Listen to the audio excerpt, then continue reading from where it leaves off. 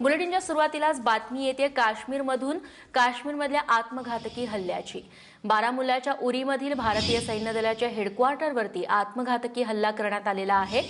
पहाटे 5:30 वाजण्याच्या दरम्यान हा हल्ला झाल्याची माहिती मिळते आणि अजूनही इथे गोळीबार आणि स्फोट सुरूच आहे। आमचे प्रतिनिधी गुरुप्रसाद जाधव आता आपल्यासोबत आहेत। गुरु, सध्या काय स्थिती आहे काश्मीरमध्ये? रेश्मा, 5:30च्या सुमारास हल्ला झालाय आणि आता जवळपास 1.5 तास उलटून गेलेला आहे। मात्र अजूनही दोन्ही बाजूनी गोळीबार हा सुरूच आहे।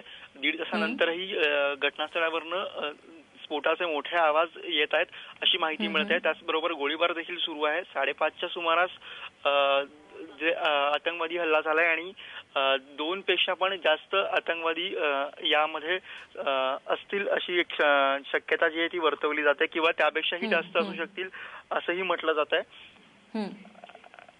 निश्चित गुरु, तुझ्याकडून अपडेट्स घेत राहू। तुर्तास धन्यवाद तू दिलेल्या माहितीबद्दल।